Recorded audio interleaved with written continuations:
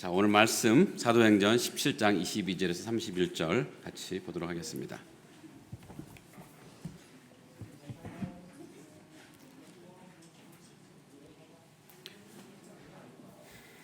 우리 한 절씩 교독하도록 하겠습니다. 제가 먼저 읽겠습니다. 바울이 아레오바고 가운데 서서 말하되 아덴 사람들아 너희를 보니 범사의 종교심이 많도다. 내가 두루 다니며 너희가 위하는 것들을 보다가 알지 못하는 신에게라고 새긴 단도 보았으니 그런즉 너희가 알지 못하고 위하는 그것을 내가 너희에게 알게 하리라. 우주와 그 가운데 있는 만물을 지으신 하나님께서는 천지의 주제시니 손으로 지은 전에 계시지 아니하시고 또 무엇이 부족한 것처럼 사람의 손으로 이는 만민에게 생명과 호흡과 만물을 친히 주시는 이심이라. 인류의 모든 족속을 한 혈통으로 만드사 온 땅에 살게 하시고 그들의 연대를 정하시며 거주의 경계를 한정하셨으니 이는 사람으로 혹 하나님을 더듬어 찾아 발견하게 하려 하심이로되 그는 우리 각 사람에게서 멀리 계시지 아니하도다. 우리가 그를 힘입어 살며 기동하며 존재하느니라. 너희 시인 중 어떤 사람들의 말과 같이 우리가 그의 소생이라 하니 이와 같이 하나님의 소생이 되었은즉 하나님을 금이나 돌에다 사람의 기술과 고안으로 새긴 것들과 같이 여길 것이 아니니라. 알지 못하던 시대에는 하나님이 간구하셨거니와 이제는 어디든지 사람에게 다 명하사 회개하라 하셨으니 이는 정하신 사람으로 하여금 천하를 공의로 심판할 날을 작정하시고 이에 그의 죽은 자 가운데서 다시 살리신 것으로 모든 사람에게 믿을 만한 증거를 주셨습니다. 아니라. 아멘. 자, 오늘 예배 중에 학습 세례, 입교, 또 유아 세례가 있었습니다. 얼마나 귀한 시간인지 모릅니다. 자, 세례는요, 주님의 귀한 명령입니다. 제가 오늘 본문에 대한 말씀을 약간 전하기 전에 또 이 세례에 대한 말씀을 약간 먼저 나누도록 하겠습니다. 주님은 이 부활하신 후 승천하시기 전에 우리 교회에 또 많은 제자들에게, 백성들에게 중요한 유언의 말씀을 주셨습니다. 그 유언 가운데 세례를 주라는 명령이 있죠. 마태복음 28장 18절에서 20절에 이런 말씀이 있습니다. 예수께서 나와 일러 가라사대 하늘과 땅의 모든 권세를 내게 주셨으니 그러므로 너희는 가서 모든 족속으로 제자를 삼아 아버지와 아들과 성령의 이름으로 세례를 베풀고 내가 너희에게 분부한 모든 것을 가르쳐 지키게 하라. 볼지어다 내가 세상 끝날까지 너희와 항상 함께 있으리라 하시니라. 아멘. 이렇듯 세례는 주님께서 분명히 명령하신 내용입니다. 그래서 교회는 주님 오실 날까지, 세상 끝날까지 사람들을 제자로 삼고 또 세례를 주어야 할 책임이 있습니다. 자, 세례에는 세 가지 정도 의미가 있습니다. 세 가지 의미를 생각하면서 우리가 세례를 받아야 할 텐데요. 자, 첫 번째 의미는 세례는 우리의 죄를 씻어내는 것을 의미합니다. 우리가 물로 우리 몸을 깨끗이 씻어내듯이 세례는 우리의 영혼의 죄를 씻어내는 작업입니다. 물론 실제로 물이 우리의 죄를 씻어낼 수는 없지만 하나님께서 우리를 위해, 예수님께서 우리를 위해 죽으심으로 그의 피로 우리가 누리는 죄 씻음의 은혜를 얻게 되는데 그 누림을 세례를 통해서 상징적으로 표현한 것이 우리가 행한 세례입니다. 자, 두 번째는요, 세례는 우리가 예수 그리스도와 연합한다는 것을 의미합니다. 예수 그리스도와 연합한다는 것은 예수님과 함께 죽으시고 부활한다는 것입니다. 우리가 물속에 잠길 때 우리 옛사람, 옛 본성과 또 옛 과거들이 십자가에서 예수님과 함께 죽게 되는 것이고 또 물속에서 나올 때 또 세례를 받을 때 예수님과 함께 부활해서 새 사람이 되는 것입니다. 그러므로 세례를 받은 분들은 새 사람으로 살아가야 할 의무가 있는 것입니다. 자, 세 번째 의미는요, 세례는 교회 앞에서 공개적으로 자신의 신앙을 고백하고 인증받는 것입니다. 믿음은 사람들 앞에서 실현하는 것이 굉장히 중요합니다. 예수 그리스도께서 나의 구세주 된다는 것을 마음으로 인정하고 고백하는 건 너무나 중요하지만 교회 성도들 앞에서 자신의 입으로 시인할 때 비로소 우리는 온전한 믿음의 사람으로 인정받을 수 있습니다. 이렇게 죄 씻음의 의미와 또 그리스도와 연합하는 의미, 또 믿음의 고백을 하는 의미로 세례를 받으면 그 사람은 이제 정식으로 교회 회원이 되는 것이고 또 성찬에 참여할 수 있는 것이고 또 여러 봉사에 참여할 수 있습니다. 또 오늘 우리 유아 세례를 베풀었는데요. 유아 세례는 또 어떤 의미가 있는 것이고 또 왜 유아 세례에게 세례를 주는 것일까요? 어떤 교단은 유아 세례를 주지 않습니다. 세례받는 본인이 직접 회개하고 본인이 직접 믿음을 고백해야 한다고 믿기 때문인데요. 유아는 그렇게 할 수 없기 때문에 유아 세례를 줄 수 없다고 하는 교단이 있습니다. 그러나 우리가 하나님의 언약을 인정한다면 우리는 유아에게 세례를 베풀 수 있습니다. 자, 신약시대 세례는 구약의 할례와 일맥상통할 수 있습니다. 같은 차원으로 이해할 수 있습니다. 자, 골로새서 2장 11절 12절을 볼까요? 거기 이런 말씀이 있습니다. 또 그 안에서, 여기서 그는 예수입니다. 또 그 안에서 너희가 손으로 하지 아니한 할례를 받았으니 곧 육의 몸을 벗는 것이요 그리스도의 할례니라. 너희가 세례로 그리스도와 함께 장사되고 또 죽은 자들 가운데서 그를 일으키심을 받았느니라. 여기서 바울은 이 구약의 할례를 신약의 이 세례와 같은 맥락으로 이어서 연결해서 이해합니다. 여러분 아시다시피 할례는 이스라엘 백성들이 태어난 지 8일 만에 하나님의 백성인 그 자녀에게 주는 예식입니다. 구약 시대에 이스라엘 백성은 부모의 신앙에 의거해서 자녀들에게 할례를 행했습니다. 그래서 그 자녀 역시 하나님의 자녀이라는 것을 인정하는 것이죠. 마찬가지로 신약 시대에 이 부모의 신앙을 바탕으로 자녀 역시 하나님의 백성을 인정하는 세례를 베풀 수 있습니다.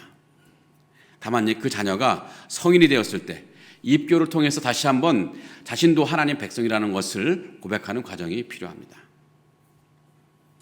자, 그럼 세례는 어떤 방식으로 진행될까요?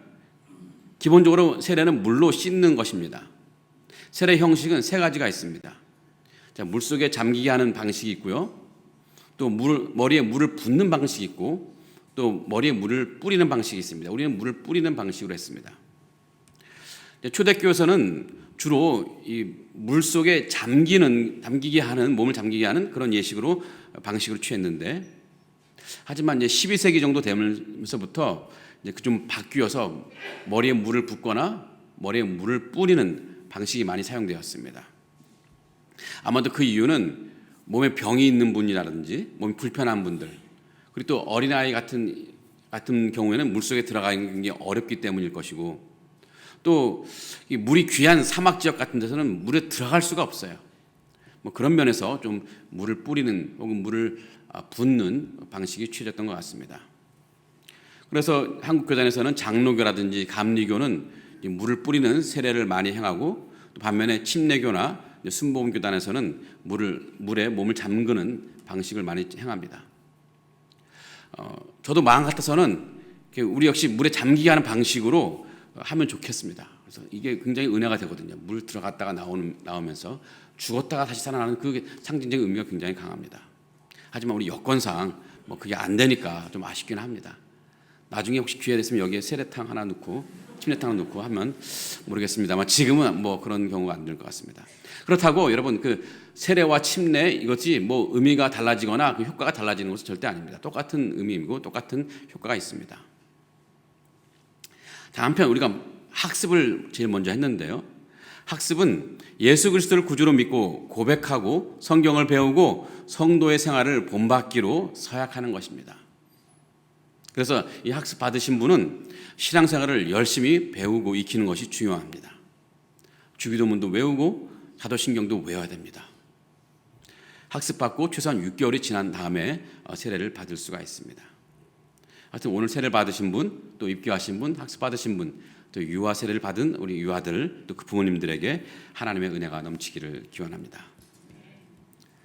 자, 조금 전에 우리가 이제 마태복음에서 주님의 귀한 유언 같은 명령, 세례를 주라는 명령, 그와 함께 더불어서 중요한 명령이 그 옆에 있었습니다. 그것은 세상 모든 족속으로 제자를 삼으라는 명령이었습니다. 복음을 전해서 예수 그리스도의 제자를 삼으라는 명령이었습니다. 오늘 이 사도행전에 나오는 이 바울은 그 명령에 정말 충실한 하나님의 사명자였습니다. 자, 그런데 그 명령은 바울과 같은 사도에게만 주어지는 것이 아니라 지금의 온 교회와 온 성도에게도 주어지는 사명이기도 합니다. 그래서 우리는 이 바울처럼 좋은 복음 전파자가 되어야 할 책임이 있습니다.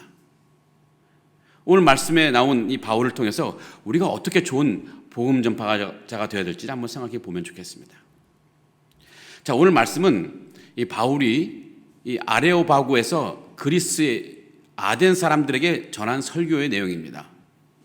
이 아레오바구는요, 이 유명한 철학자 소크라테스가 사형 선고를 받은 그런 유명한 곳입니다.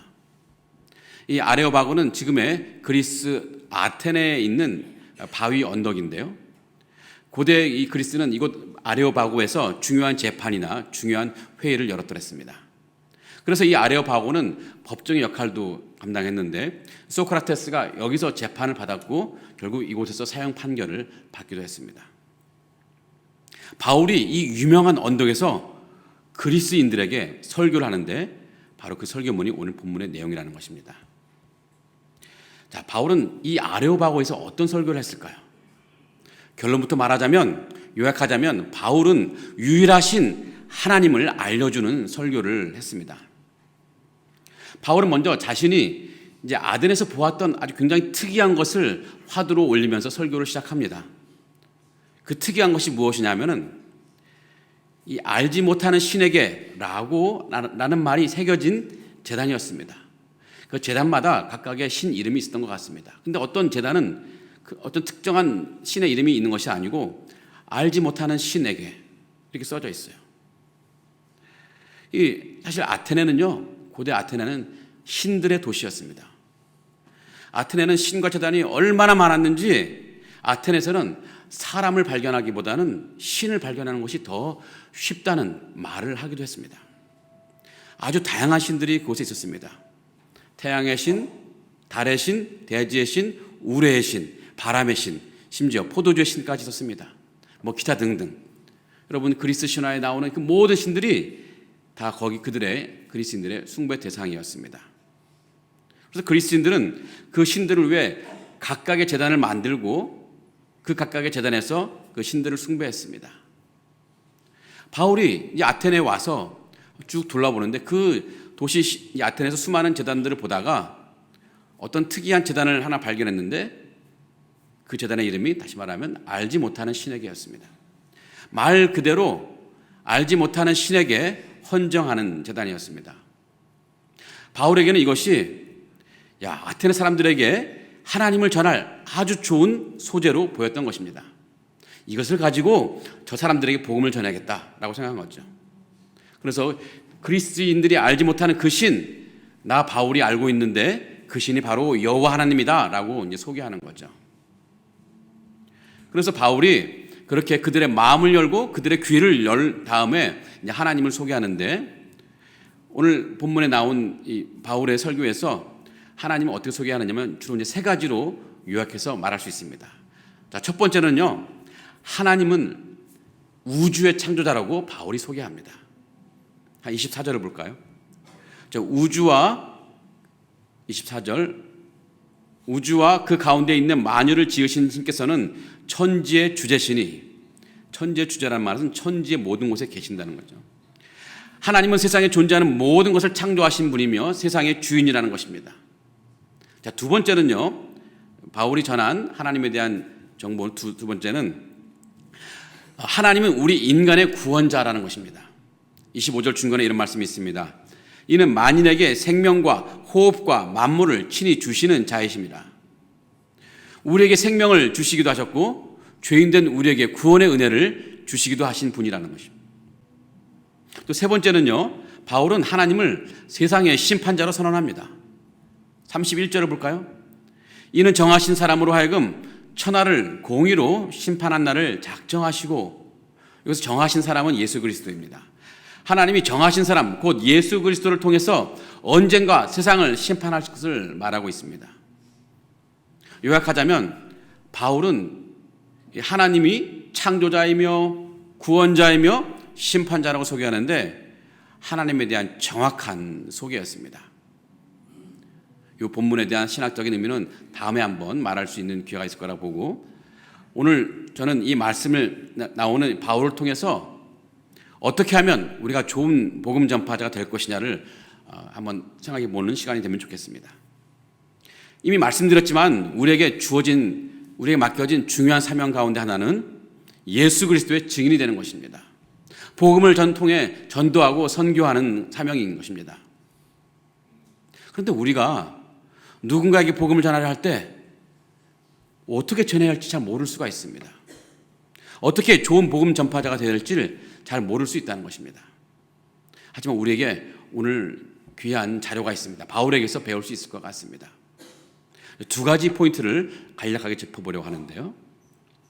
자, 첫 번째로는 좋은 복음 전파자가 되기 위해서는 이 복음의 열정이 있어야 됩니다. 무엇보다도 복음의 열정이 내 안에 꿈틀대야 우리는 좋은 복음 전파자 될 수 있습니다. 확실히 이 바울은 열정의 전도자였습니다. 바울은 어디를 가더라도 어떤 핍박을 당한다 할지라도 복음을 전하는 일에 이 과도하게 열심을 냈습니다. 머릿속에는 늘 전도하는 그 생각밖에 없는 것 같아요. 그래서 그런 열정이 있었기 때문에 그냥 남들이 하찮게 보는 것이라 할지라도, 남들이 그냥 스쳐 지나가는 그런 것이라 할지라도 이 바울은 중요한 전도의 소재로 볼 수 있었던 것입니다.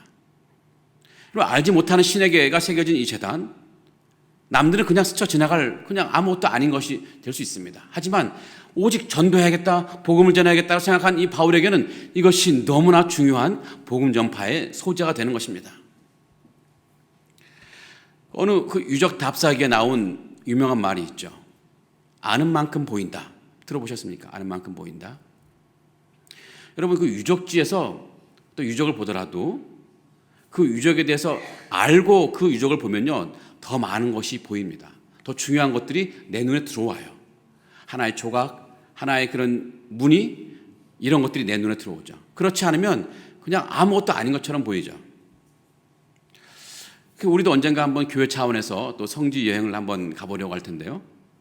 여러분, 성지와 관련돼서 그 장소에 대한 지식이 있으면 그 하나하나가 거기에 있는 돌 하나, 거기에 있는 뭐 나무 하나, 모든 것이 의미 있게 우리에게 다가옵니다.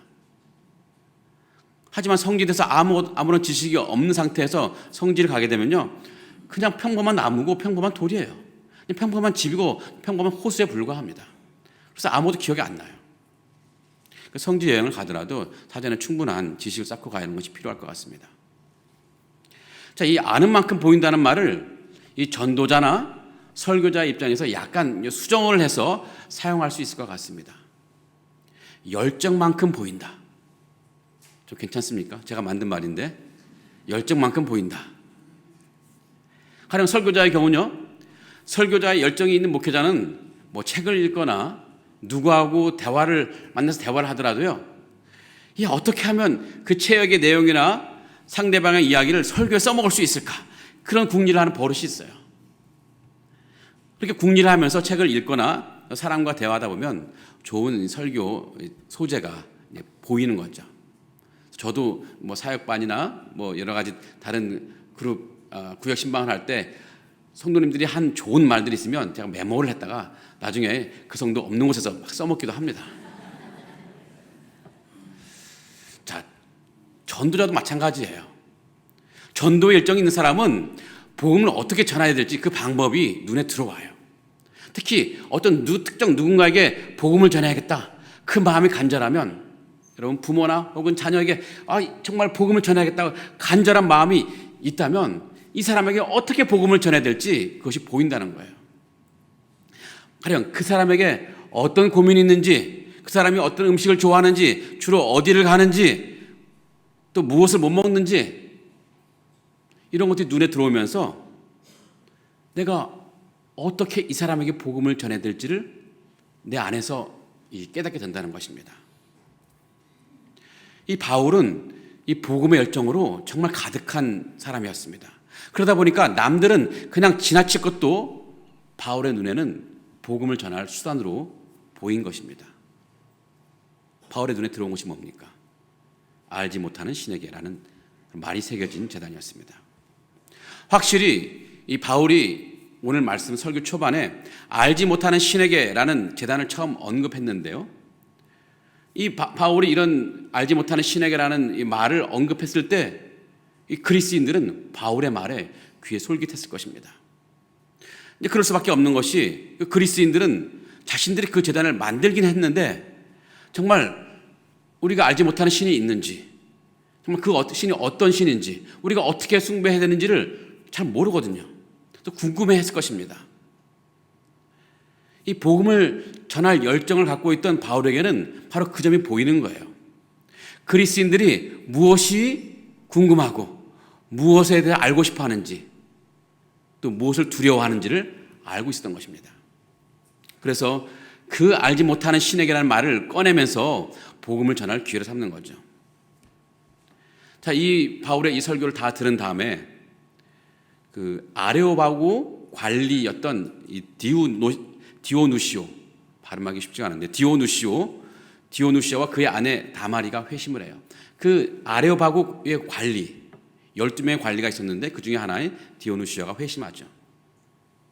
그 디오누시오는 나중에 이 아테네 지역의 교회의 중요한 목사가 되고, 또 나중에 고린도 지역에 가서도 귀한 목회 역할을 잘 감당합니다. 나중에는 주 한 95년경에 로마에 박해가 있을 때 순교를 당하는데, 그 동안에 엄청난 선교의 열매를 맺기도 했습니다. 이 설교 하나로 또 디오누시아가 변화됐고, 또 디오누시아를 통해서 많은 사람들이 예수 그리스도를 믿게 되는 놀라운 역사가 일어난 것입니다. 성도 여러분, 복음 전파자로, 좋은 복음 전파자로 주님이 우리에게 주신 사명을 감당하기를 원하십니까? 사랑하는 가족에게, 누군가에게 또 복음이 전파되기를 원하십니까?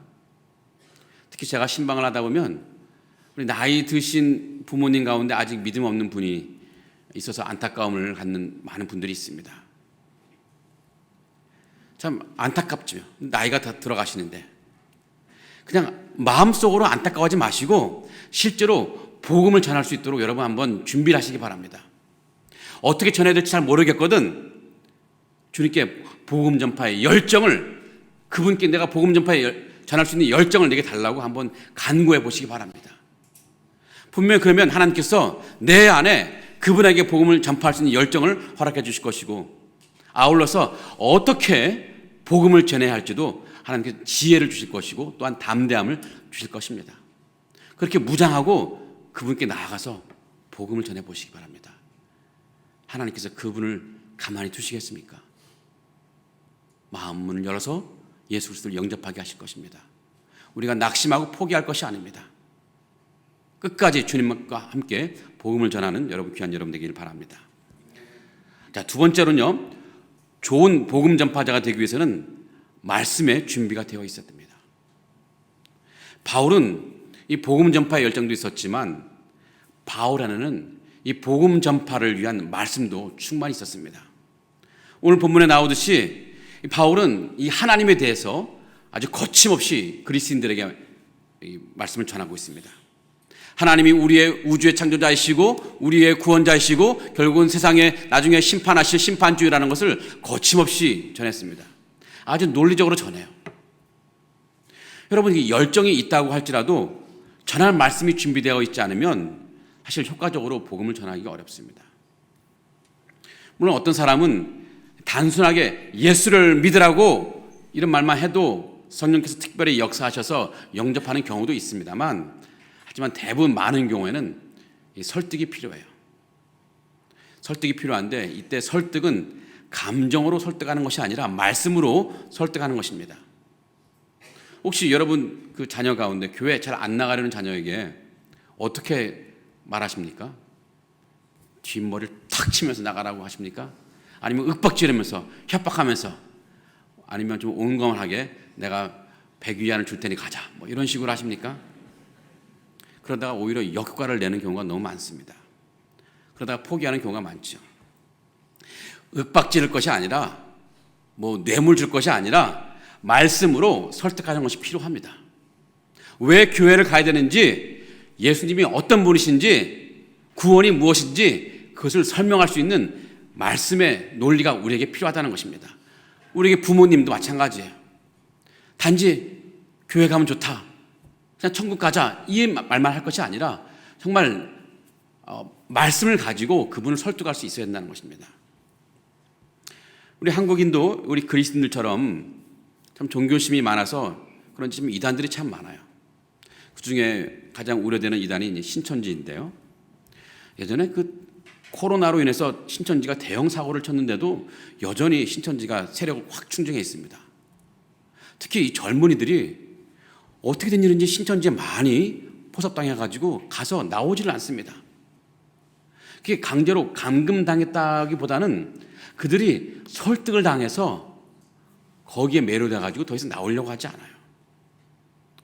그들이 또 나름대로 말씀으로 설득당했는데, 물론 그 말씀의 해석과 적용이 다 엉터리이긴 하지만, 그래도 그 이단들은 그 젊은이들을 설득할 그 나름 논리를 가지고 그들을 설득해요. 그리고 가르쳐요. 그러다 보니까 젊은이들이 속수무책으로 넘어가는 거예요. 근데 안타까운 것은 정작 이 정통 기독교인들은 말씀의 준비가 안 된 경우가 너무 많아요. 말씀으로 설득할 준비가 안 되어 있어요. 가장 큰 원인은 뭐겠습니까? 이 교회에서 말씀을 제대로 가르치지 않은 경우가 너무 많고, 또 한 가지로는 성도들도 말씀을 배우려고 하질 않아요. 그래서 많은 경우 성도들이 복음을 제대로 전파하기는커녕 심지어 오히려 이단들에게 설득되는 경우가 너무 많이 있습니다. 한번 간만에 생각해 보세요. 여러분이 누군가에게 복음을 전하려고 합니다. 그런데 그분이 여러분에게 물어봅니다. 당신이 믿는 하나님은 어떤 분이신가요? 저 구원이란 무엇인가요? 왜 교회만 가야 되나요? 예수님이 왜 죽으시고 부활하셨습니까? 물어본다면 여러분들은 어떻게 대답하시겠습니까? 대답할 준비가 되어 있습니까? 저는 여기 계신 모든 분들 준비가 되어 있을 거라고 믿지만, 다른 교회 어떤 분들은 안 되는 경우가 많이 있더라고요. 우리가 좋은 복음 전파자가 되려면 말씀으로 무장해야 됩니다. 말씀으로 무장된다고 할 때 그때는 단순히 성경 지식을 많이 갖는 것을 말하는 것은 아닙니다. 말씀의 무장은 일종의 교리의 차원으로 무장을 해야 한다는 것입니다. 하나님이 어떤 분이신지, 그리스도가 어떤 분이신지, 또 구원이 무엇인지, 교회가 무엇인지, 또 예수 그리스도께서 죽으시고 부활하신 것이 우리에게 어떤 의미가 있는지, 이런 것을 교리적으로 우리가 가르치고 배워야 한다는 것입니다. 감사하게도 우리 교회는 우리 새가족반이라든지 양육 제자 훈련을 통해서 체계적으로 이 교리나 말씀을 가르치고 또 많은 분들에게 성수시키고 있습니다. 이 복음 전파자나 교회 안에 다른 봉사자들은 먼저 봉사나 복음 전파를 하기 전에 말씀을 통해서 양육과 훈련을 받는 것이 더 바람직합니다. 물론 양육과 훈련이 없다고 복음 전파자가 좋은 복음 전파자가 되는 것은 안 되는 것은 아니고, 또 좋은 봉사자가 안 되는 것은 아니지만, 이 양육과 훈련을 통해 말씀으로 무장할 때, 교리로 무장할 때 우리는 바울처럼 하나님께 더 효과적으로 또 쓰임 받을 수 있다는 것입니다. 또 한편으로는 이 말씀의 그 안에 말씀이 준비가 안 됐을 때, 어떤 교리적으로 준비가 안 됐을 때 자칫 그런 상태에서 교회 리더십이나 또 중요한 직책을 맡게 됐을 때 자칫 교회가 위험에 빠질 수 있는 어려움이 있습니다. 먼저 말씀으로 무장하는 것이 무엇을 하더라도 너무 중요하다는 것입니다. 여기 계신 분들 중에 아직 양육 제자 훈련 안 하신 분들 다음 학기 다 하실 줄 믿습니다. 네? 다 하실 줄 믿습니다. 네. 자, 말씀을 정리해 보겠습니다. 우리는 이 시대에 복음 전파의 사명이 있습니다. 우리에게 주님이 주신 너무나 귀한 사명입니다. 이 사명을 감당하지 않고 우리가 무엇을 하겠습니까? 도대체 무엇을 하며 인생을 살겠습니까? 주님께서 주신 사명을 감당하는 만큼 고귀한 인생이 어디 있고 하나님 앞에 아름다운 인생이 어디 있겠습니까? 그러게 우리는 좋은 복음 전파자가 되는 노력을 기울여야 됩니다. 좋은 복음 전파자 사명을 감당하기를 원한다면, 그래서 특히 내 주변에 정말 내가 전하는 복음을 듣고 구원받아야 할 사람이 있다면, 내 가족 가운데 정말 내가 오랫동안 눈물 흘리며 기도해왔던 그런 분이 있다면 먼저 복음 전파의 열정을 품으시기 바랍니다. 하나님, 내게 복음 열정을 주시옵소서. 그리고 여러분 자신 말씀으로 무장하시기 바랍니다. 그냥 단순하게 주일날 와서 말씀 듣는 것, 이것도 너무 중요하지만 체계적인 말씀을 또 교리를 배울 필요가 있습니다. 그래서 양육훈련 많이 참여하시기 바랍니다. 그래서 우리가 어디라도 언제라도 누구에게라도 주님이 우리에게 주신 이 거룩한 명령을 감당할 수 있는, 충실하게 감당할 수 있는 우리 교회가 되고 우리 모두가 되기를 간절히 기원하고 축복합니다. 아멘. 우리 다 같이 일어나셔서 찬양하고 기도하도록 하겠습니다. 나의 가는 길 주님 인도하시네. 나의 가는 길 주님 인도하시네. 그는 보이지 않아도 날 위해 일하시네. 주 나의 인도자 항상 함께 하시네. 사랑과 힘 베푸시며 인도하시네. 광야의 길을 만드시고 광야의 길을 만드시고 날 인도해. 사막의 강 만드신 것 보라. 하늘과 땅 면에도 주의 말씀 영원히 내 삶 속에 새 일을 행하리. 나의 가는 길 주님 인도하시네.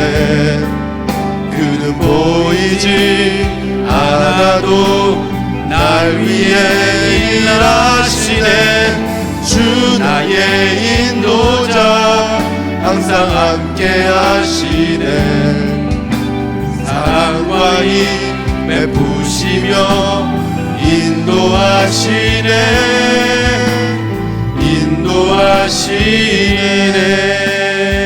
아멘. 이 시간 같이 우리 합독하신 제목 같이 읽고 기도하도록 하겠습니다. 1번부터 시작하겠습니다. 시작. 오늘 학습 세례, 입교, 유아 세례 받은 모든 분들에게 복을 주셔서 이들이 하나님의 사람으로 온전히 쓰임받게 하여 주옵소서. 아멘. 우리에게 복음의 열정과 말씀의 능력을 주셔서 언제라도 어디서라도 누구에게라도 담대히 복음을 전하게 하옵소서. 아멘. 상하이 한인연합교회에 맡겨진 복음 전파의 사명을 끝까지 충실하게 감당하는 교회가 되게 하옵소서. 아멘. 이런 기점을 갖고 저를 따라 한번 주를 외치시고 기도하겠습니다. 주여 은혜를 주옵소서. 주여 은혜를 주옵소서. 같이 기도하겠습니다. 살아계신 하나님, 오늘 정말 감사를 드립니다. 오늘 학습 세례, 입교, 유아 세례를 받은 분들이 있습니다. 하나님께서 지금까지 이들의 삶을 인도하셨고 앞으로도 인도할 줄 믿고 감사를 드립니다. 하나님, 이것이 하나의 예식이 아니라 정말 믿음의 성숙과 삶의 변화로 나아갈 수 있는 아름다운 시간이 되게 하여 주시옵소서. 그래 이들의 삶이 하나님의 분들은 칭찬받고 세상 가운데 존귀한 자로 인정받는 아름다운 삶으로 나아갈 수 있도록 인도해 주시옵소서. 주님, 이 시간 그렇게 구한 것은 우리에게 영혼을 불쌍히 여길 수 있는 마음을 허락해 주시옵소서. 우리만 구원받는 것, 천국 가는 것이 아니라 복음을 듣지 못하고 구원을 알지 못하여 아직 구원의 기쁨을 누리지 못하는 우리 가족, 우리 이웃에게, 우리 친구들에게 아버지 거침없이 복음을 전할 수 있는, 담대하게 복음을 전할 수 있는 그런 능력을 주시고 그리하여 구원의 꿈을 함께 누릴 수 있는 은혜를 우리가 누리게 해 주시옵소서. 그리하여 주님, 우리에게 맡기신 위대한 사명을 우리 교회와 우리 각자가 소명을 여기며 그 사명을 충성되이 감당할 수 있는 우리가 되게 해 주시옵소서. 하지만 우리에게 너무 부족함이 많습니다. 주님 아니면 아무것도 할 수 없습니다. 주님께서 우리와 함께 하시되 우리에게 복음의 열정을 허락하여 주옵소서. 복음의 열정으로 담대하게 어디라도 누구에게도 예수 그리스도를 증거하게 하여 주시옵소서. 복음을 전할 말씀을 우리에게 채워주셔서 누가 묻더라도 거침없이 복음을 전할 수 있는 우리가 되게 해 주옵소서. 또한 말씀이 우리의 힘이 되어 어떤 삶의 유혹과 시련에도 승리할 수 있게 하여 주시옵소서. 하나님, 우리를 인도해 주시고 축복해 주셔서 그래서 안에서 이 교회가 하나님 구하시는 교회요, 정말 이 시대에 하나님 꼭 필요한 교회로 삼아 주시옵소서. 우리의 삶을 선하게 이끄시고 우리의 길을 인도하시는 하나님, 오늘 학습, 세례, 입교, 유아 세례를 받은 많은 분들, 주님 이 한 분 한 분들을 주님 기억하시고 축복해 주시옵소서. 주님께서 지금까지 이들의 삶을 주님의 은혜로 인도하셔서 이렇게 귀한 은혜 시간을 받게 하시는 줄 우리가 믿습니다. 하나님이 그러나 이 시간이 단지 예식으로 끝나는 것이 아니라 믿음의 온전한 성숙과 삶의 변화로 나아갈 수 있도록 축복해 주시옵소서. 이들의 삶이 하나님 앞에 칭찬받고 세상 가운데 존귀한 인생 될 수 있도록 도와주시옵소서. 주님, 이 시간 주님께 우리가 구하온 것은 우리 마음속에 죽어가는 영혼을 불쌍히 여기는 마음을 주옵소서. 우리만 구원받고 천국 가는 것이 아니라 복음을 듣지 못하고 복음을 알지 못해서 아직 구원의 기쁨을 누리지 못하는 우리의 가족, 우리의 친구, 우리의 이웃, 그들에게 담대하게 거침없이 복음을 전하는, 함께 구원의 기쁨을 누리는 은혜를 우리가 경험하게 도와주시옵소서. 그리하여 주님, 우리에게 맡겨주신 그 위대한 사명을 우리 교회와 우리 각자가 소중히 여기며 충성되이 감당할 수 있도록 축복해 주시옵소서. 하지만 주님, 우리에게 너무 부족함이 많습니다. 주님 아니면 아무것도 할 수가 없습니다. 주님께서 우리와 함께 하지 않으시면 아무것도 할 수가 없습니다. 하나님, 그러니 우리에게 복음의 열정을 허락해 주시옵소서. 복음의 열정으로 담대하게 어디서든 언제라도 누구에게라도 예수 그리스도를 증거하게 하여 주시옵소서. 또 복음을 전할 수 있는 말씀을 우리 안에 채워 주시옵소서. 누가 언제 우리에게 묻더라도 거침없이 하나님에 대하여, 예수 그리스도에 대하여, 성령에 대하여, 구원에 대하여 복음을 전할 수 있는 우리가 되게 하여 주시옵소서. 또한 그 말씀이 우리에게 힘이 되어서 어떤 삶의 유혹이 온다 할지라도, 어떤 시련이 온다 할지라도 승리할 수 있도록 인도해 주시옵소서. 우리의 영원한 구주이신 예수 그리스도의 이름으로 간절히 기도합나이다. 아멘. 이제는 우리 주 예수 그리스도의 은혜와 하나님의 사랑과 성령 하나님의 교통하심이 오늘 학습과 세례와 입교와 유아 세례를 통하여 더 존귀한 하나님의 사람으로 살아가기를 다짐하는 하나님의 귀한 백성들과, 또 바울처럼 복음의 열정을 가지고 말씀의 능력을 가지고 자신에게 맡겨진 복음 전파의 사명을 충실하게 감당하기를 다짐하는 상하이 하나님의 모든 성도들 머리 위에 지금부터 영원토록 함께 하실지어다. 아멘.